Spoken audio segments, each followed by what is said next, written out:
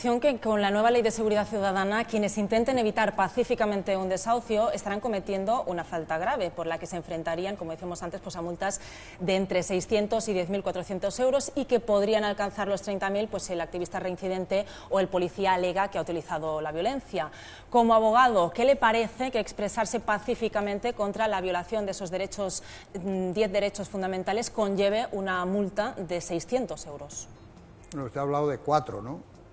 Probablemente a lo mejor hay más, pero en todo caso la ley esta nueva, la llamada, vamos, popularmente la ley Mordaza, es la ley más contraria a los derechos de las personas que yo he conocido en este país en muchos años. Evidentemente a las había peores en la época de la dictadura, como es lógico, pero en el periodo democrático es de las leyes peores que se han aprobado.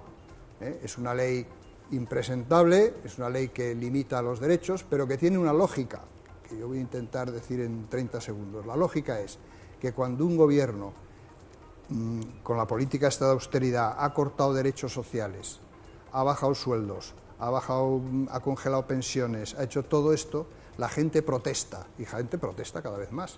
Entonces los estados, para defenderse de esas protestas, hacen estas leyes limitadoras de la capacidad de protestar. Pero yo estaba convencido, cuando vi todos los recortes, la ley de reforma laboral, todas esas leyes que ha dado este gobierno, yo he estado siempre convencido de que acabaría llegando una ley de este tipo. Porque tiene una lógica aplastante. Es decir, si tú estás, digamos, limitando los temas, por ejemplo, inversiones en educación, en sanidad, estás bajando sueldos, estás bajando una serie a los funcionarios, bueno, pues la gente se defiende y la gente al defenderse protesta. Y entonces van limitando las capacidades de protesta con esta ley. Es lo que intentan, pero es una cosa un poco absurda que a pocos meses de unas elecciones generales, como va a haber, se saque una ley de este tipo, ¿no? Porque yo creo que, vamos, estoy casi convencido de que dentro de poco esa ley se va a derogar. Sí, porque tiene su lógica desde el punto de vista estratégico, ¿no? Para que para vivir más cómodo y en impunidad, pero realmente usted, que ha vivido la transición, la represión, el franquismo y todo esto, ¿pensó que podríamos llegar a este estado de involución que estamos viviendo ahora?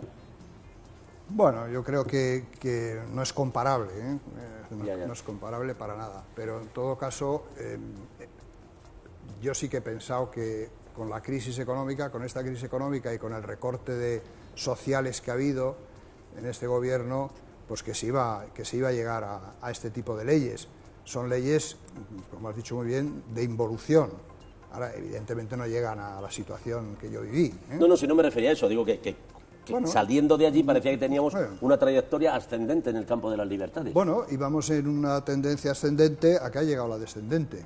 Este es el tema. Es decir, este es el tema. Ha llegado la descendente porque ha habido una crisis muy fuerte. Esta crisis, los españoles le dieron una mayoría absoluta al Partido Popular, que es la derecha, con lo cual no fueron muy hábiles.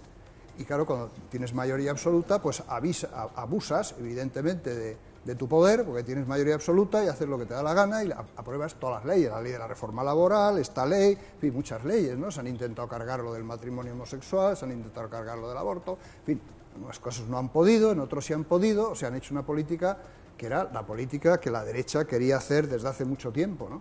Y ahora, pues, toman estas medidas porque tienen miedo a estas protestas, de una manera un poco, en mi opinión, un poco simple, porque estas cosas se pueden hacer al principio de una legislatura, pero bueno, cuando una legislatura ya está venciendo, no tiene mucho sentido. Yo creo que es una ley que va a ser derogada, sin duda alguna.